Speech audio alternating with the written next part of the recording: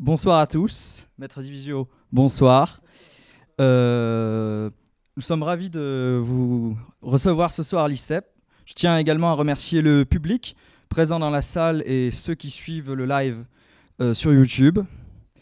Vous êtes ici ce soir pour établir le bilan sociétal du Covid, période pendant laquelle vous êtes révélé comme défenseur des libertés, notamment en défendant le professeur Didier Raoult et le collectif C19. L'énergie que vous avez déployée pendant ces 3 ans nous est parvenue et nous a aidés. Vous avez, par vos discours, notamment à Paris contre le pass sanitaire, dans les manifestations, donné un souffle. Et c'est ce souffle que nous voulons de nouveau entendre ce soir. Merci. Vous avez la parole.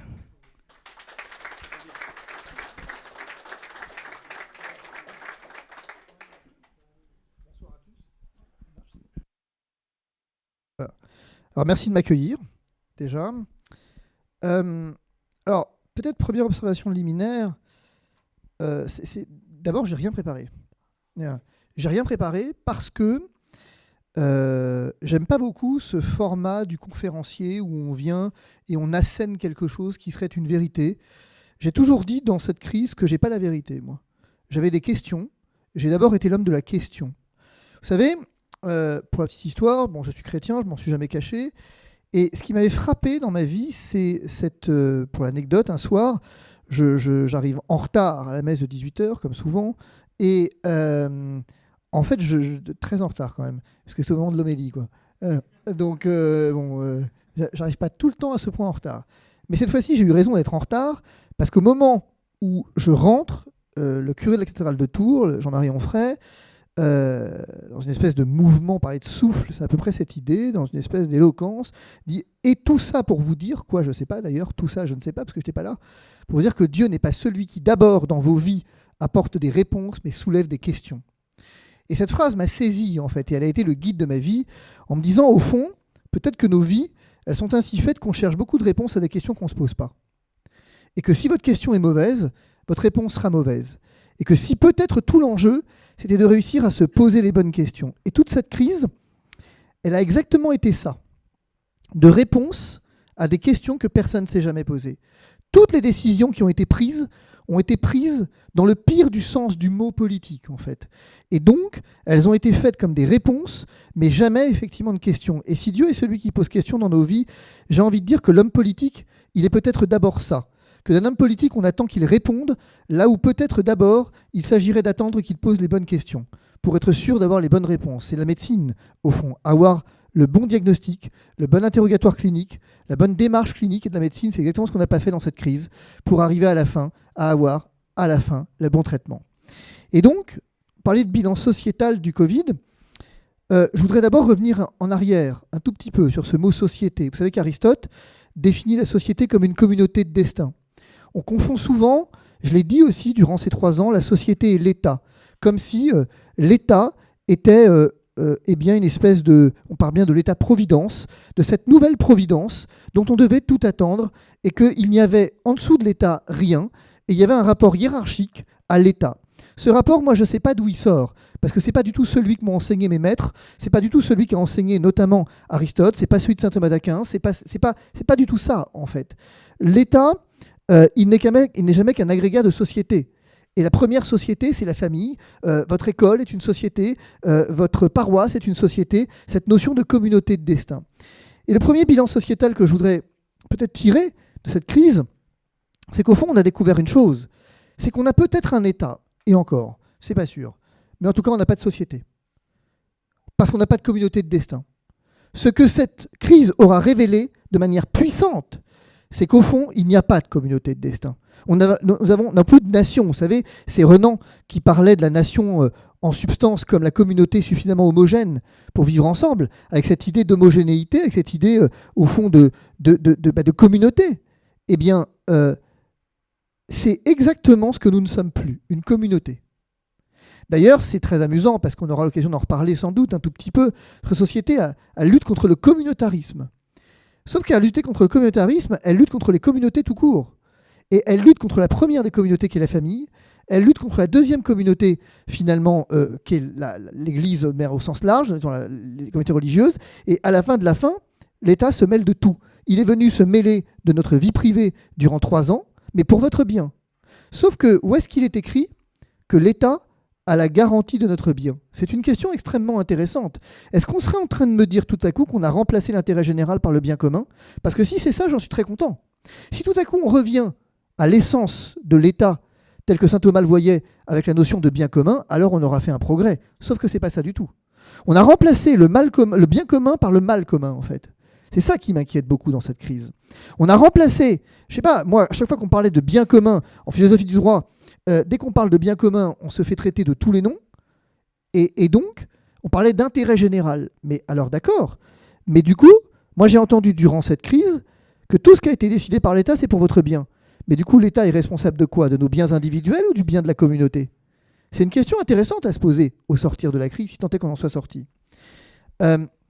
Donc, première observation que je voudrais faire, c'est celle-ci, de se dire, je crois qu'on a piétiné la notion de communauté. Nous sortons de cette crise déchirée comme jamais. Je crois qu'on n'imagine pas à quel point. Je crois qu'on n'imagine pas à quel point nous sommes entrés dans cette crise.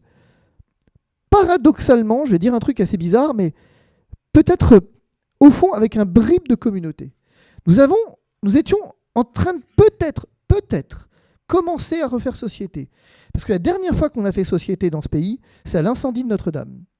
Et la dernière fois où nous avons fait société, où finalement tout le monde, à part quelques hurluberlus, finalement a fait société, eh bien, c'est à l'incendie de Notre-Dame, où la France s'est retrouvée dans quelque chose qui était la grandeur de cette flèche qui tombe, signe prémonitoire des temps, où il y avait quelque chose où tout le monde y a vu ce qu'il voulait y voir, mais en tout cas, tout le monde y a vu un présage, et tout le monde y a vu quelque chose de l'ordre de la destruction qu'il fallait absolument,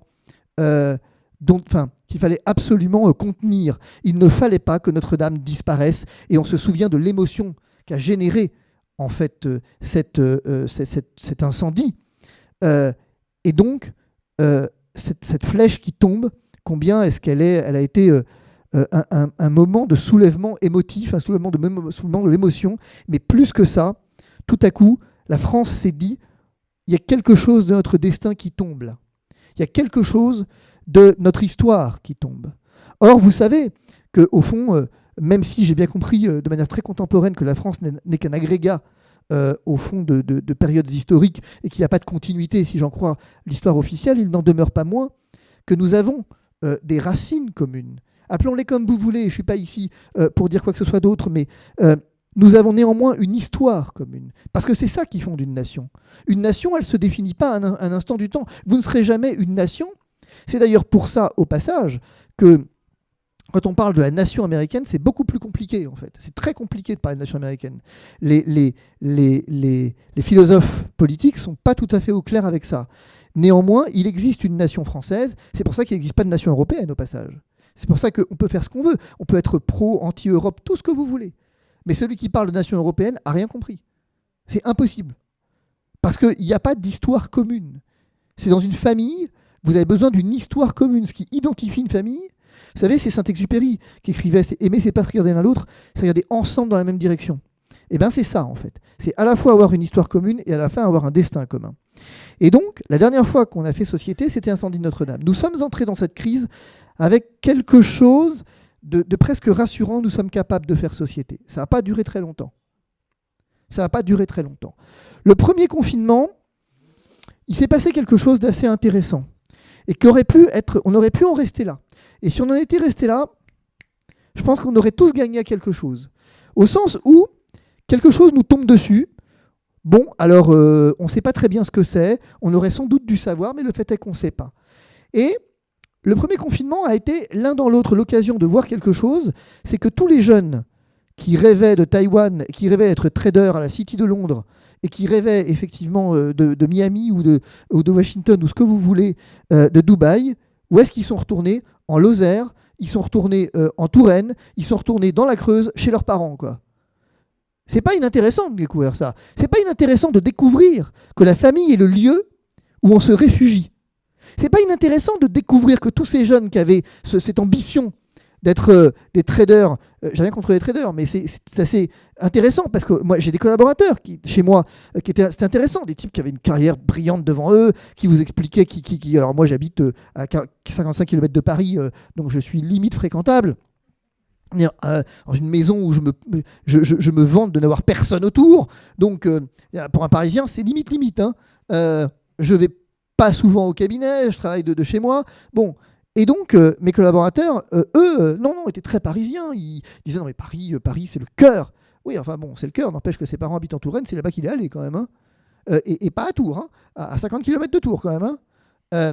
Ça témoigne de quoi? Ça témoigne qu'au fond, ça aurait été une bonne nouvelle de se dire, tout à coup, on redécouvre. Rappelez-vous des TGV, rappelez-vous de ces inconscients qui prenaient le TGV pour aller en province, qui allaient disséminer le virus partout. Bon, à la fin, ils ont rien disséminé du tout. Et c'était plutôt une bonne nouvelle parce qu'ils sont retournés dans leur famille. Et on découvre autre chose. C'est qu'au fond, ça aurait pu être l'occasion de réfléchir notre mode de vie, d'interroger notre mode de vie. Rappelez-vous, on a été bercé tout au long de ce confinement d'une espèce de quelque chose qui nous disait, il y a un monde d'après là. Il y a un monde d'après. Quel va être notre monde d'après? La première fois de son histoire, le monde entier, ou presque, se confine. Pour la première fois de son histoire, le temps s'arrête. Il y a quelque chose d'assez beau là-dedans. C'est assez dur de dire ça, parce que le confinement a été d'une violence extraordinaire. Et je l'ai suffisamment dit pour ne pas ici me dédire. Néanmoins, effectivement, il y avait quand même quelque chose d'assez, dans l'ordre, si vous voulez, presque encore une fois, du signe des temps, quelque chose d'assez beau là-dedans. Il y a quelque chose d'assez, en tout cas, d'assez fort, à défaut de beau, d'assez fort, d'assez puissant. Le monde est capable tout à coup de s'arrêter.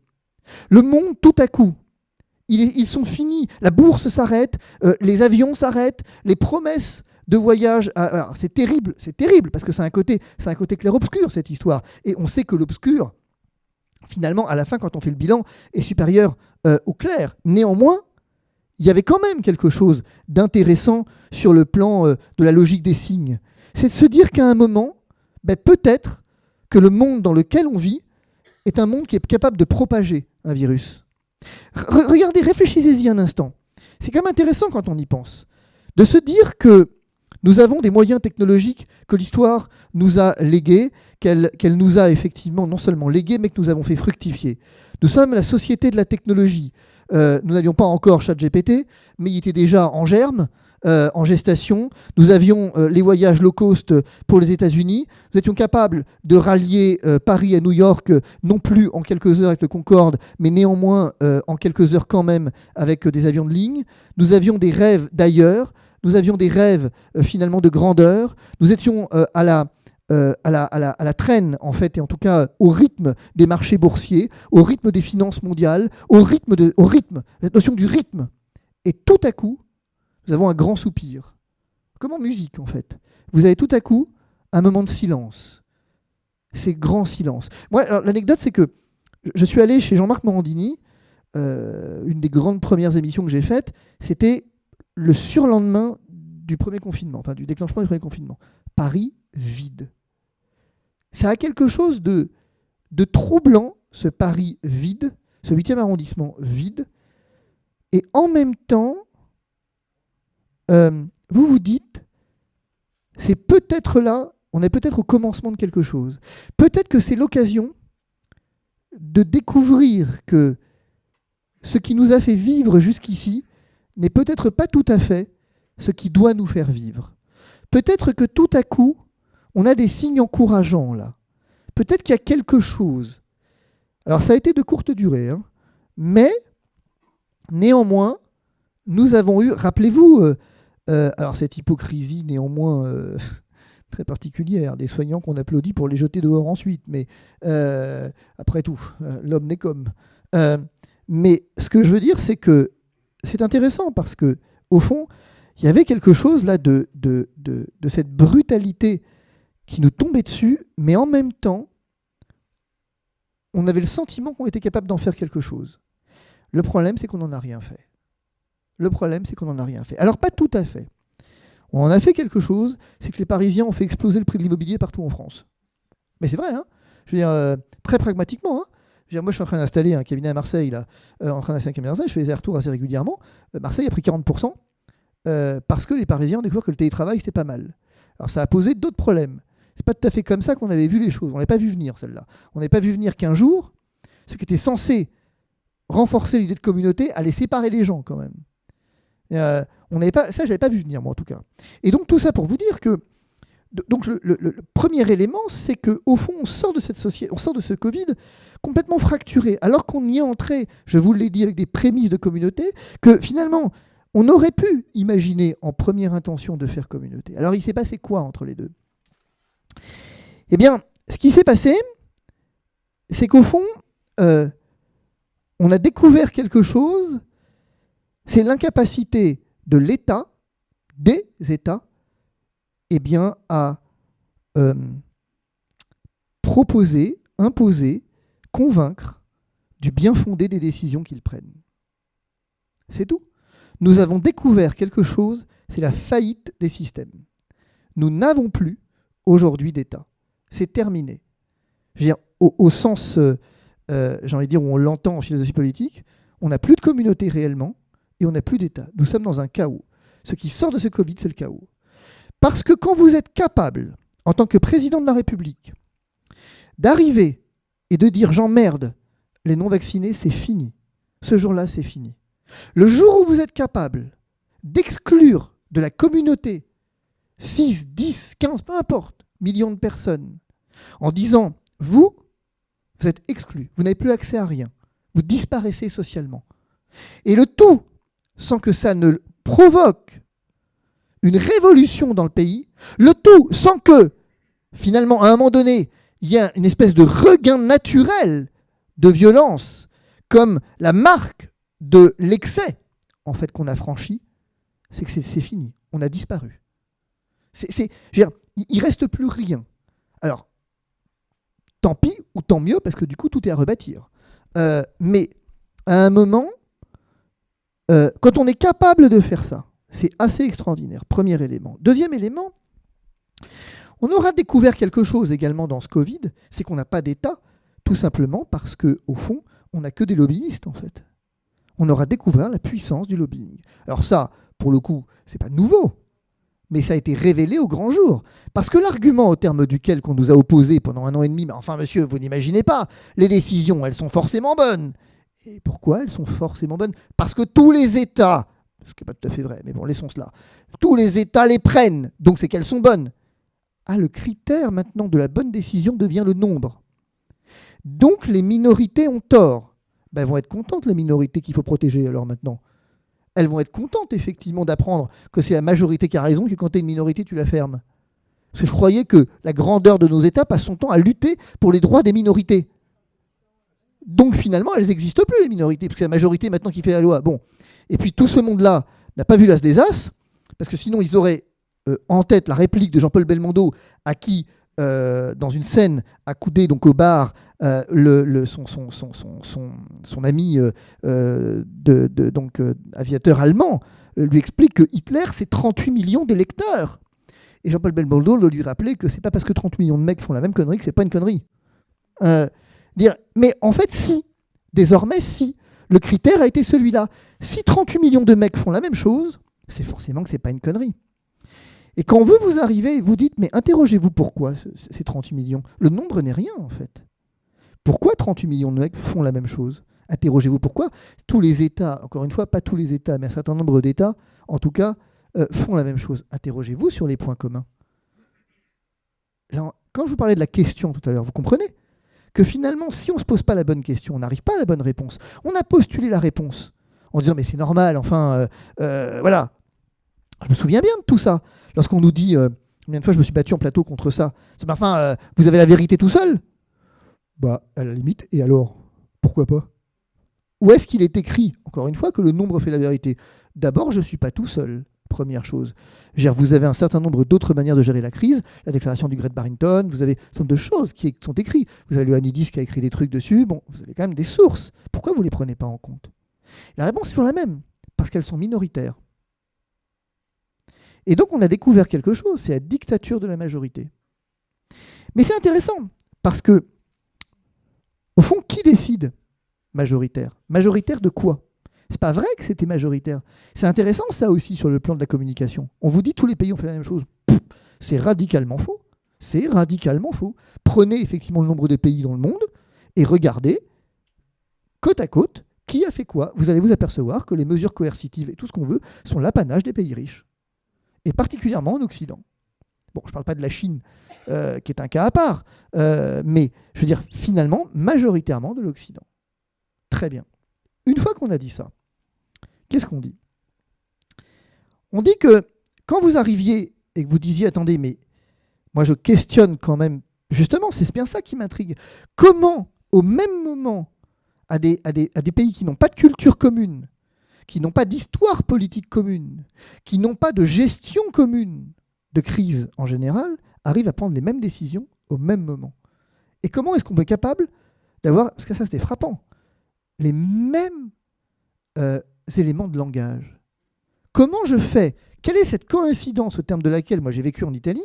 Je connais bien le système italien, j'ai un cabinet sur place. Je veux dire, comment j'explique que le ministre de la Santé italien est capable de me dire la même chose, dans les mêmes termes, qu'Emmanuel Macron une semaine avant, et que Justin Trudeau est capable de me dire la même chose, dans les mêmes termes, avec quelques éléments un tout petit peu différents, mais néanmoins, en substance, la même chose, une semaine plus tard, et que finalement les Américains soient capables de le faire, et ainsi de suite.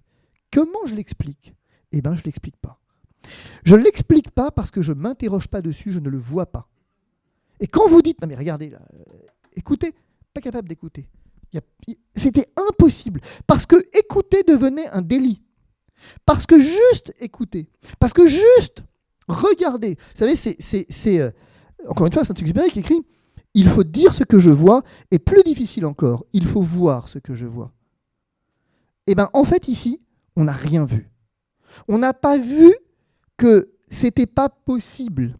On n'a pas vu que c'était impossible que les mêmes pays prennent les décisions en même temps si vous n'avez pas une coordination commune. Et du coup, c'était qui cette coordination commune? Alors on vous dit c'est les cabinets de conseil, c'est McKinsey. McKinsey s'en est pris pour son grade. Enfin, à mon avis, pas assez, mais pas tant que ça en fait, dans cette crise. Mais oui, bien sûr que c'est vrai. Bien sûr. Mais quand vous commencez à vous interroger sur McKinsey, alors vous commencez à vous interroger sur qui a McKinsey comme client. Et vous découvrez que McKinsey a comme client Pfizer. Et vous découvrez que finalement, chez Pfizer, à la direction pharmaceutique, arrive au début de la crise un ancien de chez McKinsey. Et vous découvrez que finalement McKinsey est le cabinet sollicité par tous les États qui ont mis en place des mesures. Et vous découvrez qu'au Canada, par exemple, à un moment donné, sur la question des mesures de freinage, eh bien, McKinsey a eu un délégué aux relations avec le gouvernement. C'est-à-dire que vous avez un cabinet de conseil qui vient nommer quelqu'un qui va être l'interlocuteur. Vous découvrez ce que dira Olivier Véran dans la commission d'enquête, qu'au fond, les réunions se tenaient au ministère de la Santé, où finalement, il n'y avait même pas, parfois, de représentants de l'administration, ou plus exactement, ils étaient là en spectateurs. Vous découvrez, en France, que l'administration pléthorique, avec un certain nombre d'administrateurs quand même dans ce pays, vous découvrez que, tout à coup, il y a des types qui sont payés pour faire la navette entre les administrations. Vous découvrez que tout à coup, on a vendu l'État, on a vendu la crise entre les mains du privé. Vous découvrez que ce que l'on appelle votre bien, c'est leur bien en fait. Et qu'on est parti du principe que leur bien était le vôtre. Et que quand vous interrogez ce point, on se débrouille pour que surtout vous ne l'interrogiez pas. On se débrouille pour immédiatement. Et c'est un troisième bilan qu'on peut tirer. C'est intéressant de se dire, on a détruit tout esprit critique dans cette crise. L'esprit critique est devenu complotiste. L'esprit critique est devenu, pire encore, est devenu un délit de la pensée. Et je dis délit de la pensée, attention, c'est devenu un délit tout court. J'en ai fait les frais. Et c'est pas fini, à mon avis. J'en ai fait les frais, Raoult en a fait les frais, tous ceux qui avaient une position. Et ici, je ne légitime rien. Je ne dis pas que Raoult a raison ou pas, l'histoire le dira, peu importe, en fait. Ils ont incarné quoi, tous ces gens? Une opinion divergente. Et cette opinion, elle a été pénalisée. j'ai été pénalisé, j'ai été condamné par la chambre disciplinaire d'ordre des avocats, c'est comme ça, bon, ça n'empêche pas de dormir, mais c'est comme ça. Mais à un moment, ma pensée est pénalisée. Et attention, je ne dis pas mon expression est pénalisée, je dis ma pensée est pénalisée. Parce qu'au fond, ce qu'on a fait dans cette crise, on vous a empêché de penser. Parce que si vous pensiez, ça devenait dangereux. Parce que forcément, le cheminement intellectuel est ainsi fait que vous exprimez des choses. Mais quand vous arrivez à l'expression, c'est trop tard déjà. Si vous commencez à exprimer le fait que vous n'êtes pas d'accord, si vous exprimez que les mesures ne sont pas bonnes, ça va avoir un effet domino, c'est que vous allez commencer à pouvoir éventuellement convaincre un certain nombre d'autres personnes que peut-être la voie choisie n'est pas la bonne. Et donc pour éviter cet effet de contamination, vous faites exactement des mesures de freinage. C'est les mêmes. Vous confinez l'esprit critique, vous confinez la pensée, vous mettez un couvre-feu sur la parole, mais avant même sur la pensée. Penser est devenu un délit. La seule pensée autorisée était celle qu'on vous autorisait à penser. C'est tout. La seule pensée autorisée était celle qu'on vous autorisait à penser. Alors régulièrement, on nous dit on n'est pas en Corée. Pas encore. Mais on est en train d'en prendre le chemin très très vite. Et pas du Sud. Le fait est que c'est intéressant parce que même aujourd'hui, quand vous dites... Alors aujourd'hui, oui et non. Aujourd'hui, il y a un phénomène très marrant qui se passe. Je commence à lire des articles dans le monde diplomatique, dans Newsweek. On vous dit peut-être bien que c'est pas ce qu'il aurait fallu faire quand même. C'est dommage que vous ne l'ayez pas dit avant. C'est dommage que vous ayez la puissance médiatique et que vous ne l'ayez pas dit avant. C'est dommage que vous soyez tu ou alors vous avez hurlé avec les loups. Mais ça veut dire quoi aujourd'hui? Ça veut dire qu'on n'est plus complotiste? Ça y est? Ça veut dire que du coup on est réhabilité socialement? Non. On n'est toujours pas réhabilité socialement. Parce que maintenant il y a une nouvelle tendance qui est intéressante. Oui, bon, d'accord. Vous aviez bien le droit de penser ce que vous pensiez. C'est gentil. Vous aviez même peut-être le droit de le dire. Mais d'abord, était-ce le moment de le dire? Donc j'ai pas le droit de le dire, si c'est pas le moment de le dire. Si, mais c'est à temporalité. Et c'est vrai ce que je vous dis. C'est une discussion avec un journaliste il y a 2 semaines. Je tairai son nom, un journaliste assez star d'une grande chaîne. J'ai cru que ça allait finir en homicide, ce truc. Où pendant 10 minutes, le type dit, bon, quand même, de toi à moi. Oui, vas-y, juste de toi à moi alors. N'empêche, t'avais pas totalement tort. C'est gentil. Je m'attendais à quelque chose de plus violent quand même. Mais j'ai pas totalement tort. Alors maintenant, si j'étais un peu vache, je te demanderais sur quoi j'ai eu tort quand même. Dis non, mais bon, oui, d'accord, la gestion était peut-être pas... Voilà. Voilà quoi? Vas-y, dis-le. Emploie les mots qui font mal là. Dis-le que la gestion était pourrie. Dis non, je dirais pas ça. Alors je discute pas. Dis non, mais tu comprends. On pourrait imaginer de dire... On peut imaginer de dire. Déjà, la phrase est belle. Quand on commence comme ça, ça finit mal. Et oui, vas-y, imagine toujours que certes, effectivement, les mesures étaient un peu excessives. Oh, juste un peu. Écoute, mon Dieu, exclure des millions de personnes socialement, les forcer à se faire vacciner avec un truc K1, c'est génial. Non, c'est super. T'as le sens de la formule, ouais. Il me dit oui, mais bon, c'était la guerre. Ah, c'était la guerre. J'avais pas vu, moi. C'était la guerre. Et oui, vous nous avez fait la guerre, ça je l'ai compris, oui, ça, assez vite. Mais qu'on soit en guerre, j'ai toujours pas compris contre qui, en fait. Que le gouvernement soit en guerre contre son peuple, ça je l'ai compris. Ça j'ai compris. Qu'une partie de la population soit en guerre contre l'autre, ça je l'ai compris. Mais sinon, c'est qui l'ennemi? Écoute, dans ces moments-là, tu as besoin d'une unité. Mais je vais te frapper. Il va arriver un moment donné où je vais te taper. Il n'y a pas d'autre alternative. Et tu me dis que tu as besoin d'unité alors que vous avez exclu des millions de personnes. Tu t'écoutes parler ou vraiment pas? Il me dit oui, mais bon, non, mais bon, on les a exclus, mais c'est justement ça l'unité. Ah oui, là c'est trop compliqué pour moi. Là c'est le moment où c'est vraiment trop compliqué pour moi. Je suis pas assez journaliste pour comprendre ça en fait. Il me dit n'empêche. Bon, il dit laissons cela. Oui, tu as raison, laissons cela, c'est une bonne idée. Il me dit quand même. Silence. Le bilan qu'on peut tirer de tout ça, c'est qu'on n'était pas prêt. D'accord. Ok, si tu veux. Et après, il me dit oui, mais le bilan quand même qu'on peut tirer, c'est que vous avez, en même temps, type comme toi ou d'autres, ou Florian Philippot ou d'autres, tu comprends bien que c'est pas des manières de... vous pouvez pas parler comme ça. Oui, je te promets que je vais te taper. Maintenant, on passe au stade, là, c'est le stade d'après. Tout à l'heure, c'était un souhait, maintenant, c'est une promesse. Et je tiens toujours mes promesses. Ça veut dire quoi, on ne pouvait pas parler comme ça? Tu voulais qu'on parle comment? Vous vous rendez pas compte? Non, c'est ça, je ne vais pas me rendre compte, non. Mais il y avait quand même une grande vulgarité, dans une violence. Ah, c'est nous qui sommes vulgaires maintenant. Vous êtes extraordinaires, les gars, quand même. Vous avez quand même commandé un sondage à l'Élysée. Il faut quand même le savoir. Ils ont commandé un sondage pour savoir si les personnes en réanimation non vaccinées devaient payer leurs soins de réanimation. Ils ont commandé un sondage. Et c'est nous qui sommes vulgaires. Je vais vous dire, c'est qu'ils ont rien vu de la vulgarité. Alors, ça aurait pu être pire. Dès lors, dit oui, mais ensuite, deuxième chose, donc ils disent, mais c'est la forme qu'on vous reproche. C'est pas tellement le fond. Ah tout va bien alors si c'est que la forme. Mais peut-être que notre forme, elle n'a été qu'à la mesure de la vacuité de votre fond, cher ami. Au sens où c'est vous qui étiez journaliste. Et c'était vous qui aviez le pouvoir, non pas de toucher le fond, mais précisément de faire du fond. C'est parce que vous n'avez pas fait. Mais, dit oui, bon, tout ça maintenant c'est terminé.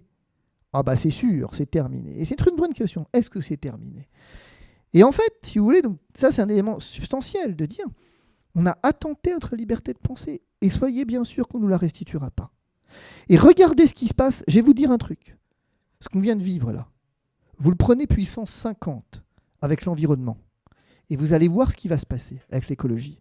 Je le sens arriver gros comme une maison, parce que notamment toute la jeunesse est complètement... a le cerveau complètement retourné, et que quand vous commencez à interroger, juste interroger, on reprend les mêmes items, on reprend les mêmes mots parce que ça a fonctionné. Parce que ça a fonctionné. Et que ça refonctionnera. C'est exactement ça. Et je suis désolé de dire qu'au fond, on n'a rien inventé depuis Lénine. On n'a rien inventé depuis Lénine. McKinsey existait déjà au moment de Lénine, probablement. Peut-être même que le directeur de McKinsey est un héritier de Lénine. Mais quand Lénine, dans ses trains, vous savez, les fameux trains de Lénine, où Lénine voyageait à travers l'Union soviétique et avait toujours une machine à imprimer dans son train, parce qu'en fonction de la tendance de là où il était, il imprimait en fait des tracts de propagande. C'est la même chose en fait. Par contre, ils n'impriment plus, c'est tout.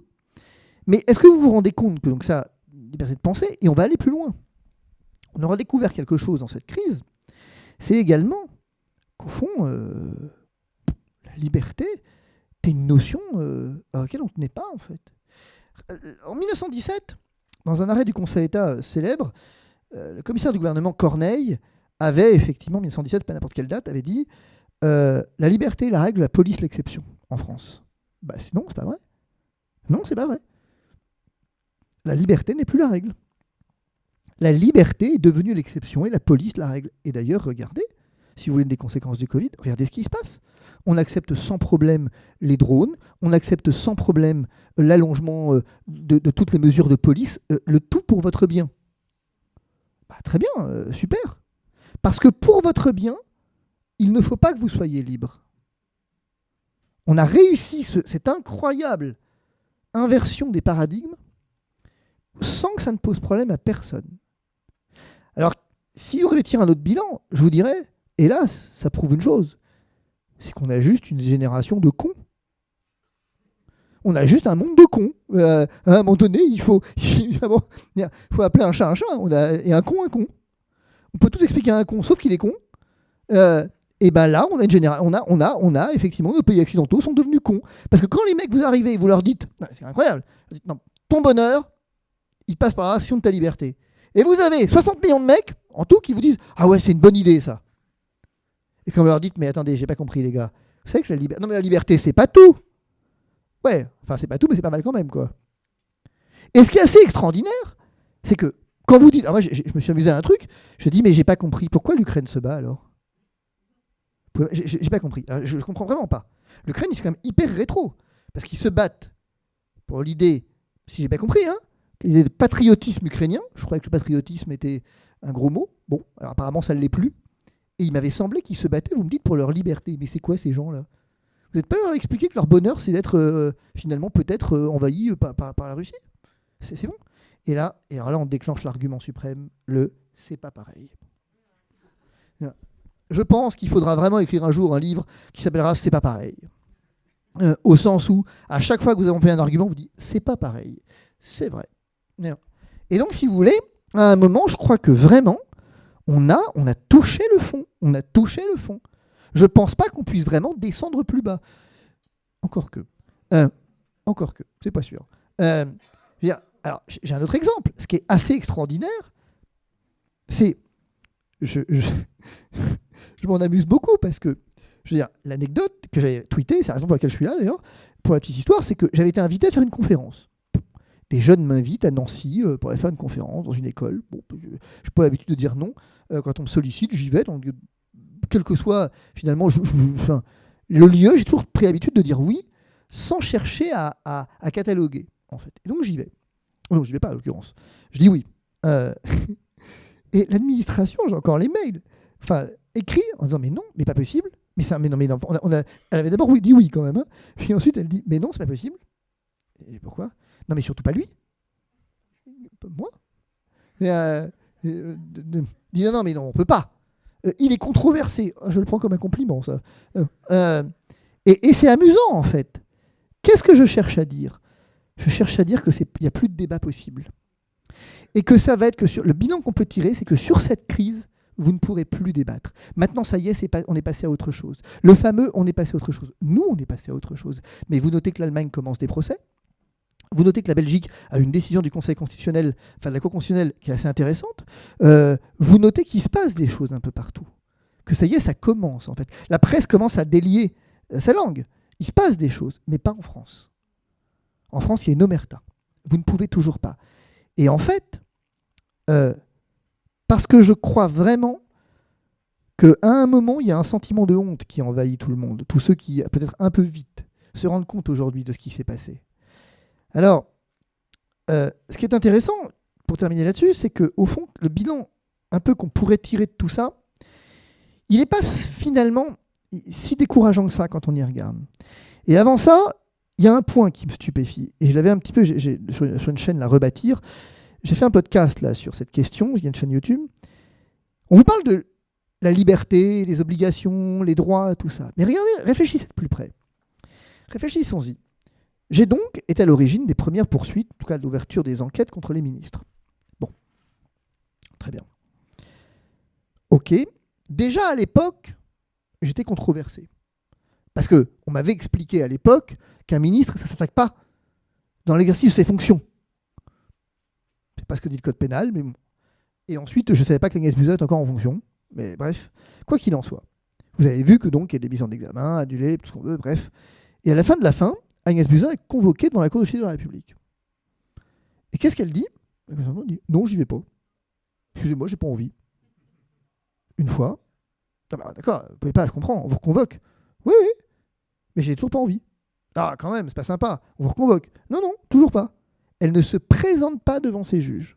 Alors, ces juges n'ont pas le pouvoir de la contraindre. C'est un fait, sur le plan juridique, elles n'en ont pas le pouvoir. Mais quand même, ça dit quelque chose. Ça dit quelque chose d'intéressant de la part de ceux qui vous expliquent que vous n'appartenez pas à l'État si vous n'obéissez pas. C'est intéressant sur le plan sociologique de dire que je suis ministre ou ancien ministre de la République et j'ai un tel mépris pour l'institution judiciaire que je ne vais même pas me présenter devant elle au nom d'une certaine éthique politique qui me commandait quand même d'aller... Parce que qu'est-ce qu'elle risque finalement? À supposer même qu'elle soit renvoyée devant la Cour de justice de la République en formation de jugement, le taux de condamnation est inférieur à celui du tribunal pour enfants. Donc elle risque rien. Mais pourquoi elle n'y va pas? Ça, c'est une question qui est très intéressante. Et pourquoi ça ne choque personne, le fait qu'elle n'y aille pas? Mais parce qu'en fait, on vient de découvrir quelque chose. C'est qu'en France, il y a un grand principe. Il y a des devoirs pour les uns et des libertés pour les autres. Les uns sont libres en accomplissant leurs devoirs. Les autres sont libres juste en étant libres, en exerçant leur liberté. Donc le monde d'avant, il n'est plus valable que pour une caste. Vous, votre liberté, c'est d'obéir. On vous l'a dit. Aurélie Véran a dit, est citoyen, je me souviens très bien, est citoyen celui qui obéit. C'est le fameux changement du contrat social de notre ami Gabriel Attal. Mais à un moment, du coup, les ministres, eux, ont, si je comprends bien, la liberté d'être libres. Nous n'avons que la liberté d'obéir. C'est tout. Donc nous avons une société qui s'est fractionnée entre deux visions de la liberté. Le Parlement. Le Parlement a voté avec engouement le pass sanitaire. Je ne parle même pas du pass vaccinal. Mais je parle, on peut en parler ici, mais du pass, disons, du pass tout court. Pour toute une partie de la société. Mais pas pour eux. Mais pas pour eux. C'est intéressant de dire ça. Et quand vous dites, mais attendez les gars, là-haut, ça va finir par se voir au bout d'un moment. Hein. On vous répond, jeune homme, la continuité de l'État, ça vous parle? La quoi? La continuité de l'État. Vous imaginez, là, j'ai pas compris. La continuité de l'État? En nom de quoi la continuité de l'État serait-elle menacée si vous vous faites tester, par exemple, je dis même pas vacciner, je dis tester tous les jours. Au nom de quoi? On dit oui, mais c'est pas pareil. Donc vous avez un Parlement qui a mis sous cloche des millions de Français qu'ils sont censés représenter, mais ne se sont jamais appliqués à eux-mêmes les mesures qu'ils ont votées pour les autres. Et il y a pire. Vous avez au Sénat, alors ça c'est un truc incroyable, quand vous lisez les travaux du Sénat, c'est un truc de fou. Vous avez quand même, j'ai oublié son nom, mais un sénateur qui est effectivement capable de vous dire « Ah non, mais nous, on savait que le pass vaccinal ne marcherait pas. C'était impossible qu'il marche. » C'est quoi, c'était vrai. Parce que, au pire, c'était trop tard. Merci de l'avoir dit. Mais bon, on l'a voté quand même. Ça s'appelle être une opposition responsable. Ou pas d'opposition du tout. Et voilà encore un nouveau mot. Bilan de la crise, on a inventé des mots. L'opposition responsable. Vous êtes responsable. Si vous ne faites pas ce que je vous dis, vous êtes un irresponsable. Donc être libre, c'est devenu être irresponsable. Être un opposant politique, c'est devenu irresponsable. Ah non. Être opposant politique, c'est être irresponsable si vous êtes irresponsable. Mais si vous êtes un opposant responsable, du coup, vous êtes un opposant, pas un irresponsable. Trop compliqué pour moi. L'opposant, c'est pas celui qui s'oppose? Bah si, mais de manière responsable. Et comment on s'oppose de manière responsable? Eh ben en votant comme le gouvernement. Ah du coup, on s'oppose pas. Ah mais si. D'accord. Bon, si tu veux. Mais il y a des moments où il y a quoi devenir dingue quand même. Parce que ce débat-là, je vous jure que je l'ai eu, hein, avec un député, pour le coup, député socialiste en l'occurrence, à qui je dis, mais je comprends pas, vous me parlez d'opposition responsable, mais ce que vous nommez opposition responsable, c'est de voter comme le gouvernement. Je dis, mais pas du tout. Vous avez voté contre le pass sanitaire? Bah non. Ah, donc vous avez voté pour? Oui. Mais nous sommes l'opposition. Enfin, peut-être, mais vous avez voté pour. Oui, mais notre rôle, c'est pas de nous opposer systématiquement. Ah, j'ai pas dit ça. Donc vous considérez la mesure comme bonne. C'est pas ce que je dis. J'ai mal à la tête là quand même au bout d'un moment. Mais la mesure, alors vous l'avez votée parce qu'elle a été bonne? Nous l'avons votée par esprit de responsabilité. C'est pas ma question. Ma question, c'est est-ce qu'elle était bonne? Nous l'avons votée parce que dans les temps que nous vivons, l'unité est nécessaire. J'ai toujours pas compris si elle était bonne. Mais enfin, vous voulez absolument simplifier les choses. Ma foi. Ou la mesure est bonne et je la vote, ou elle n'est pas bonne et je la vote pas. Quoi. Parfois, c'est pas très compliqué. Et il me dit, mais enfin, vous comprenez pas. Vous ne comprenez pas la nécessité d'une opposition responsable. Enfin, ce que vous m'en dites, c'est que j'ai pas vu d'opposition, moi. Mais c'est un fait. Mais c'est un fait. Il n'y a pas eu d'opposition. Et tous ceux qui se sont risqués à l'être, je pense à Martine Bonheur, je pense évidemment à Nicolas Dupont-Aignan, mais il y en a probablement d'autres, mais c'est les deux figures auxquelles je pense, eh bien, on les a caricaturés. C'était d'une violence rare quand même, parce qu'il fallait attenter à la liberté de penser. J'y reviens. Et donc c'est intéressant de découvrir que la démocratie, poubelle. Terminée la démocratie. Tiens, fini. Vous pouvez changer de régime, appeler ça comme vous voulez, inventer un nouveau mot, mais démocratie, on oublie. Poubelle, c'est terminé. Parlement, poubelle. Opposition, poubelle. On va élaguer les mots. Hein. Comme on en invente plein en ce moment, ceux-là, on peut les faire disparaître. Poubelle. Et donc, c'est intéressant parce qu'au bout d'un moment, qu'est-ce qui reste dans tout ça? Il reste le vide. C'est tout. Il reste le vide. Nous sortons de là vidés de toute substance démocratique, de toute substance de réflexion, de toute substance de philosophie, au sens de l'amour de la sagesse. Nous sortons de là vidés de tout esprit critique. Nous sortons de là vidés de toute substance qui fonde une communauté. C'est terminé. Moi, aujourd'hui, à l'heure à laquelle je vous parle, je suis désolé, mais je ne me considère plus comme appartenant à la communauté nationale. Je considère que aujourd'hui, je ne me considère pas comme appartenant à cette communauté. J'ai fait sécession. Plus exactement, on m'a imposé la sécession le jour où on m'a dit « tu ne peux plus aller là parce que tu es dangereux pour les autres ». Je ne peux plus. C'est comme ça. Je ne peux pas venir. Qu'on commence par me demander pardon. Quand on m'aura demandé pardon, je verrai si je suis capable d'accorder mon pardon. Mais pour l'instant, j'en suis pas capable. Soyons clairs. Pour l'instant, je n'en suis pas capable. Je ne peux pas avoir subi la violence que j'ai subie. J'ai accompagné, vous savez, j'ai accompagné beaucoup de monde. On a vraiment accompagné avec l'association qui est la nôtre et qui continue d'exister. On a accompagné beaucoup de monde. On a mis à disposition nos chevaux au moment où effectivement les gamins ne pouvaient plus aller en centre équestre. On a reçu des gens chez nous au moment où on a tenu des réunions chez nous. On a fait société. On a vraiment fait société. Et moi, ce que j'ai découvert dans cette crise, c'est ça. Le premier bilan que je tire, c'est ça. C'est qu'on a fait société. Et qu'au fond, pardonnez-moi, je vais être vulgaire un court instant. Je les emmerde. Parce qu'à un moment, on a découvert une chose. C'est que quand l'État veut plus de moi, tant pis. J'ai un esprit suffisamment inventif et suffisamment créatif pour finalement contourner. C'est ce que j'évoquais avec les soignants suspendus. Où je leur disais, mais enfin, et si tout ça était une opportunité ? J'ai pas dit que c'était simple. J'ai dit que c'est une opportunité. Une opportunité pour peut-être aller vivre ailleurs, pour s'expatrier. C'est pas complètement con comme remarque. Et deux, peut-être se demander pourquoi je fais ce que je fais. Et si finalement je faisais autre chose. C'est pas inintéressant de se dire ça. C'est un peu comme ça que moi, voilà où j'en arrive. Ma réflexion, elle est là. Et dès lors, j'ai envie de dire, plutôt qu'être pessimiste, j'ai envie d'être complètement optimiste au sortir de cette crise. En conclusion de mon propos un peu décousu, je voulais effectivement juste dire ça. Dire, au fond, je suis hyper optimiste. Pourquoi ? Parce que dans cette crise, moi, j'y ai vu le meilleur de l'humanité. J'y ai vu des gens comme Louis Fouché, j'ai vu des gens capables. On pense qu'on veut de ces gens. Mais ce que j'ai vu chez eux, c'est de l'humanité. Chez un Louis Fouché, par exemple, en particulier, j'y ai vu, on peut penser encore une fois ce qu'on veut de lui, mon débat n'est pas celui-là. Sans doute, c'est un gourou de science, comme j'ai entendu, dans des sectes, mais bon, j'ai compris qu'on est tous des gourous. Alors, bon, vous demandez, mais ce que j'y ai vu, c'est aussi, j'ai vu le pire, mais dans toutes ces crises, on y voit le meilleur de l'humanité. Dans ces crises, j'y ai vu des gens qui venaient, on est au lieu idéal pour ça, j'ai envie de dire, mais qui avaient ce désir de se former. Parce que je l'ai toujours dit, ce que cette crise aura révélé, c'est qu'il faut passer de la société de l'information à la société de la formation.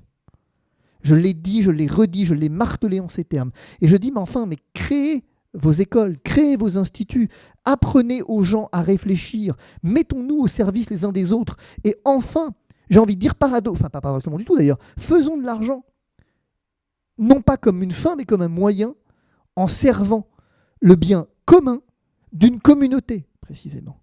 Et si vous êtes détesté pour ça, c'est bon signe.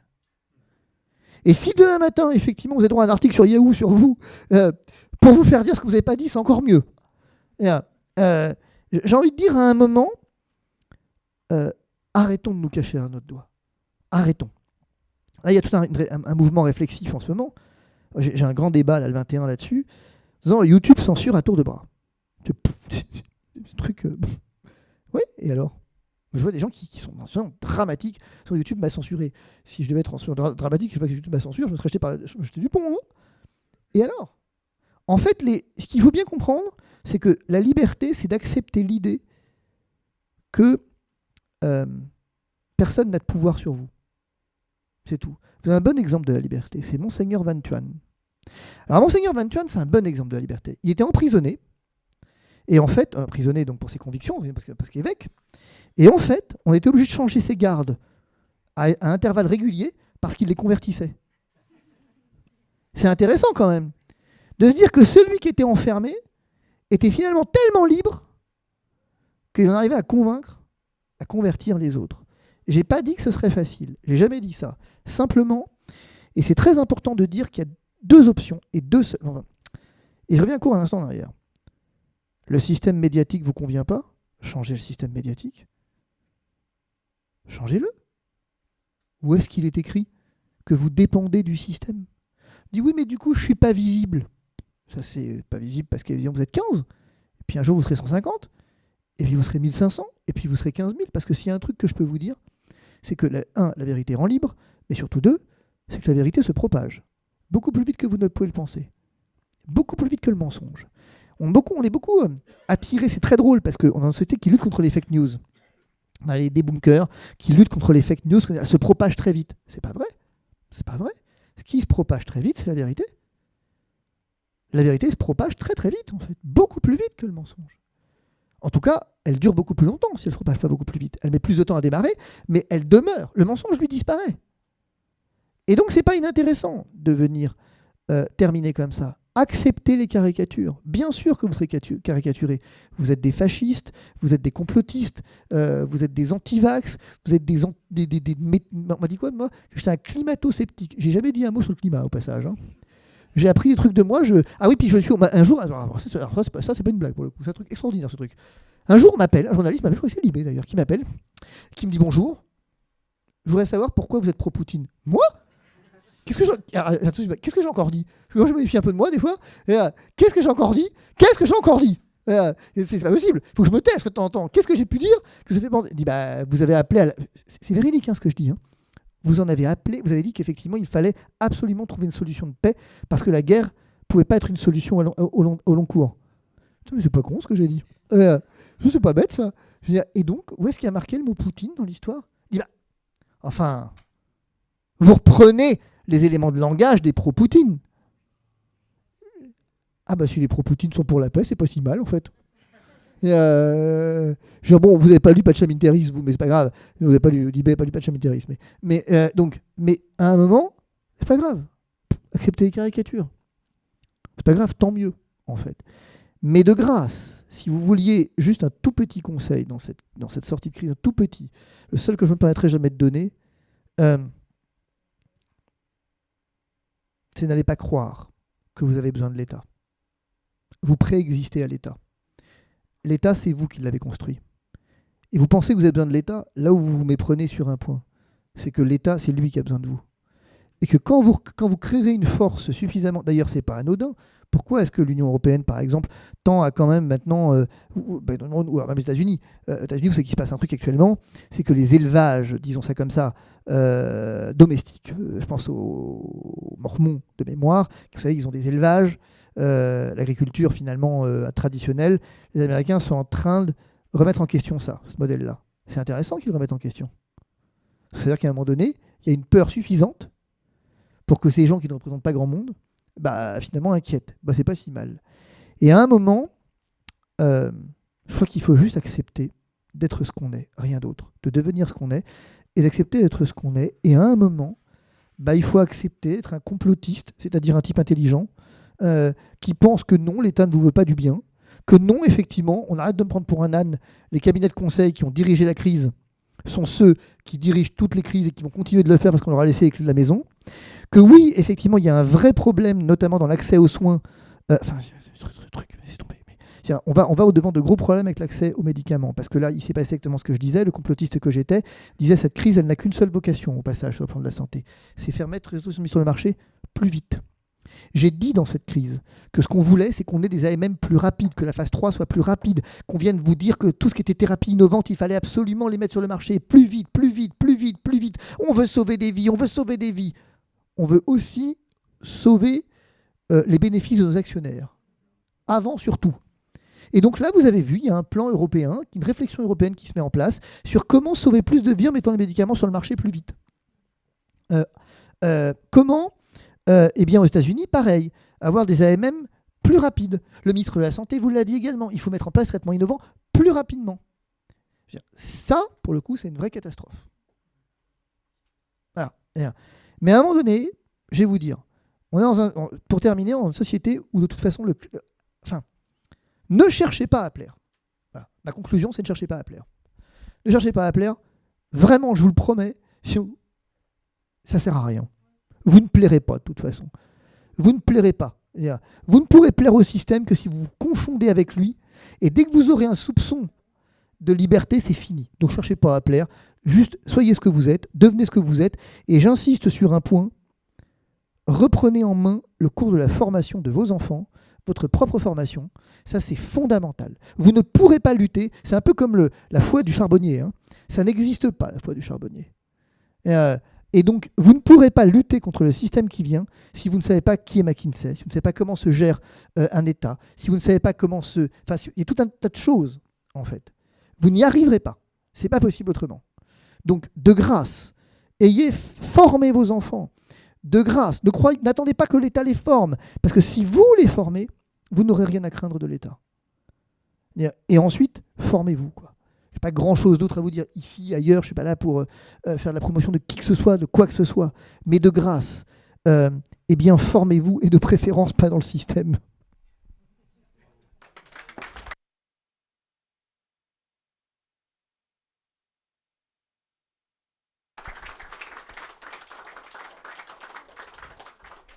Bien, maître, en un mot, merci. Merci. Le souffle dont je parlais au départ, vous nous l'avez livré et rassuré. Et le fait aussi que vous soyez optimiste pour l'avenir, bien que beaucoup d'entre nous ont pensé qu'au vu de la crise et de toutes les conditions qu'on nous a données, était un peu là. Ah. Vous êtes vivant, hein. Vous êtes vivant. Il paraît que normalement le virus, parce que si vous êtes pas vacciné, vous avez de la chance. Parce que finalement, bon, évidemment, vous étiez déjà fait vacciner, vous étiez déjà une espèce d'élu prédisposé. Mais si vous n'êtes pas vacciné, normalement, vous étiez censé mourir 3 fois. À chaque vague. Vous n'êtes pas mort. C'est plutôt une bonne nouvelle, non? Donc, oui. Non mais c'est comme une bonne nouvelle de constater qu'à la fin, vous n'êtes pas mort, quoi. Donc finalement, il ne peut pas vous arriver grand-chose. Vous avez survécu 3 fois.